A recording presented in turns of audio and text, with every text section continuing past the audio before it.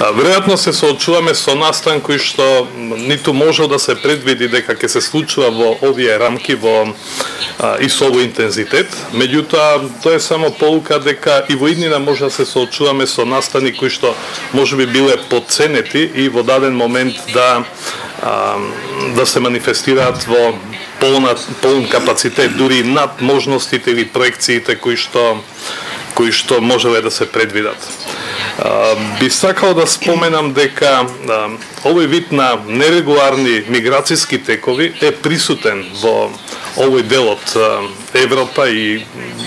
овој дел од земјината топка. И во оваа смисла правени се и предходно анализи пред се од страна на Frontex, која што има капацитет за таков пристап. И во тој дел земјите од регионот, би рекол, со своите службени конекции учествуваат во формирање на таа глобална, регионална и поширока слика. Исто така знаевме дека миграцијските текови добиваат во интензитет и од пред некој период се случуваа некои мерки пред се на границата помеѓу Грција и Турција, гранична линија која што всушност е надворешна граница на Европската Унија. И во тој дел имавме можност да ги следиме тие искуства, меѓутоа исто така сметавме дека е тоа проблем што се случува некаде кај друг. Ова особено со несреќите кои што се случува во Средоземното море и во добар дел поради географските карактеристики мигрантите пред се од Африка и од северниот дел на Африка и од Блискиот исток претежно гравитира преку Лампедуза кон Италија, односно кон другите земји на Европската Унија, директно прескокнувајќи го морето да стигнат на територија на Европската Унија. Меѓутоа, со мерките кои што веројатно се преземаат од страна на европските држави, се намалува или се држи под контрола бројот на преминувања од Африка кон Европа по воден пат и во добар дел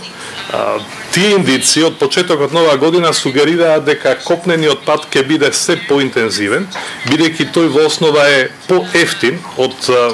покрај оној кој што се случуваше преку Средоземјето и дека една индиција беше дека ќе станува се поатрактивен и за луѓето кои што имаат мака, кои што бегаат да спасат жива глава, меѓутоа и за сите оние кои што наоѓаат своји проценки во тој бизнис. И во таа смисла, иако сите овие индикатори постоева, впечаток е дека денес државите прилично неподготвени се соочуваат со овој момент. Ке споменам дека еден од фундаменталните документи е Конвенцијата за бегалците на Обединетите нации од 1951 година, која што е прилично компетентен документ и кој што има доживеано само една промена. Меѓутоа, тоа е основниот документ кој што ги регулира статусот и правата на бегалците и секако инструментите под кои што тие може да бидат препознаени и да добијат статус на заштитени граѓани. Во оваа смисла би сакал да додадам дека државите пред се од регионот, од Западниот Балкан, прилично добро ја имаат својата легислативна рамка, форма, кога станува збор за прашањето азил, миграција и така натаму, и тоа особено се согледува до поглавјата 23 и 24 кои што подлежат на отворена комуникација со Европската комисија во пристапот на овие земји кон Брисел. Меѓутоа, еден од главните проблеми кои што генерално постои, не само за овој сегмент, е всушност добрите закони и лошата имплементација. Или од различни причини се уште филозофија со која што на промените им пристапуваме по-балкански. Дека, да, битно е да имаме закони, а постапката ние знаеме како треба. Додека во оваа ситуација сега гледаме дека овој број на мигранти и бегалци ги отвара до крај сите аспекти за тоа колку државите имаат капацитет или уште повеќе немаат капацитет и не се сноѓаат во квалитетно менаџирање на состојбите со кои што се соочуваат на своите граници. Ние се уште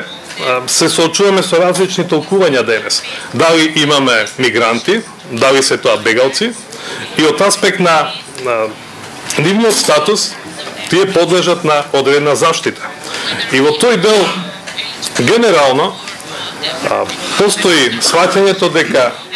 овие граѓани кои што бегаат од земјите во кои што се случува војна, во кои што нема елементарни услови за живот и тие се принудени да бегаат, неспорно дека тие се третираат или треба да се третираат како бегалци. Додека сите останати кои што имаат желба од економски и некои други причини да мигрираат и да бараат подобри услови за живење, тука веќе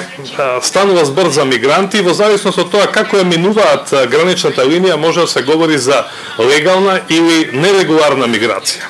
Значено е да се каже од аспект на статусот дека ова е единствена категорија каде што одредена структура на граѓани кои што се условно кажано во кршење на законот може моментално со декларирање на барањето за азил да добијат, да се трансформираат во статус на граѓани кои што легитимно бараат одредено решение и во зависност од исходот тие може да повторно да останат во зоната на граѓани кои што легитимно може да останат и да престојуват во државата или ако нивното барање биде одбиено и тие не ги почитуваат мерките кои што им се наложуваат, повторно да влезат во зоната на инкриминиран статус. Оно што веројатно е битно денес, што го гледаме на границите и од реакциите кои што беа споменати од господја Пировска е пристапот на државите кога го препознаваат аспектот безбедност на државата или државна безбедност наспроти безбедност на поединецот, на граѓанинот. И тоа е клучно прашање кое што денес покажува дека иако постоева регулативи наречени Даблин 1, Даблин 2 и така натаму, тие всушност во еден наплив на мигранти кои што доаѓаат во број кој што веројатно не бил есапен кога се носеле овие документи, покажува дека всушност оваа регулатива денес не е доволна или едноставно не овозможува квалитетно решавање, статусно решавање на она што го бараат најголем број од граѓаните денес кои што минуваат низ нашите земји. Од она што ми е познато, имајќи во предвид дека многу години имам поминато и во безбедносните служби, е дека и кога се прави сценарио за идеална соработка помеѓу земјите, прилично тешко тоа се случува, особено на овој дел на Европа. Ако го имаме состојба која што дефинитивно тешко се координира или интересите на државите се прилично различни, имаме состојба каква што се соочуваме денес. И за жал веројатно ова е прашање кое што и Европа и Европската унија го има како еден од главните проблеми или прашања на разлики и предпоставките се дека многу тешко или многу бавно ќе се дојде до некое решение со заеднички деноминатор. Имајќи во предвид како постапуваат државите во регионот, мој впечаток е дека земјите од така наречениот Западен Балкан имаат прилично добар, би рекол подобар начин на соработка отколку што тоа се случува со некои земји од Европската унија кои што го обкружуваат овој условно кажано географски простор изолиран во средината на Европа, меѓутоа се уште не е дел од Европската унија. И во таа смисла многу од проблемите кои што беа кажани, мислам дека можеа да бидат надминати ако имаше пристап од државите поквалитетно да се подготват, бидејќи времето дозволуваше тоа да се направи, поквалитетно да се инвестира во внатрешните институции кои што дефинитивно се најслабата алка на менаџирање на проблемот, кога станува збор за меѓуресорската координација и уште повеќе неподготвеноста или би рекол јазот кој што постои помеѓу државните институции кои што сметаат дека се примарно задолжени да се соочуваат со овој проблем и тоа најчесто со државните ресурси, вклучително и со инструментите на ресурсите, вклучително и примената на присила, која што во овој случај мора да биде сведена на минимум. Бидејќи во оваа ситуација гледаме дека има држави кои што прилично добро го менаџираат прашањето и полицијата не е доведена во ситуација и уште повеќе таа е неподготвена можеби да се соочува со овакви настани и како резултат на низа слабости во континуитет, всушност крајната карика е полицијата е таа што треба да го држи редот и мирот и тука по дефиниција очекувате само дали тоа ќе се случи веднаш или за некое кратко време некој од полицајците да реагира на начин на кој што ниту е законски, ниту е добро, ниту е пожелно во оваа ситуација. Што може да се направи во оваа ситуација? Постојат некои регионални или меѓународни тела кои што имаат и надлежности во делот на миграција.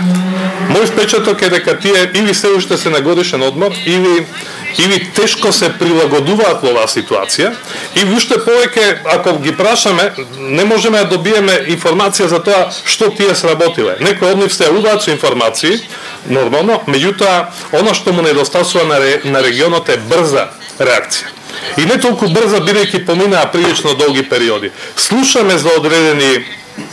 проекти, иницирани од Европската Унија, можеби и од пред 2 години, меѓутоа се уште ги нема да се материализираат. И тоа е еден од главните проблеми на Европската Унија, бавноста, тромоста да реагира на настани кои што бараат брза реакција. Од друга страна, државите во регионот покажуваат перформанси кои што некогаш и навикуваат дали се тоа решенија кои што се типични за една земја од Европската Унија. Така што, да завршам, проблемот ќе продолжи да постои, можеби е крајно време уште еднаш да се направи ревизија и да се инвестира во националните ресурси. Многу добро е ако соседите може да соработуваат поефикасно, пред се во делот на размена на информации, во размена на стратегии кои што се неопходни да се преземаат за структура на луѓе која што патува 3, 4 или повеќе илјади километри, и сметам дека невладиниот сектор или цивилниот сектор е тој кој што во оваа ситуација покажува перформанси и треба да продолжи да прави притисок пред кон државните институции, бидејќи тоа е начин, видовме дека тие под притисок може да направат и нешто подобро.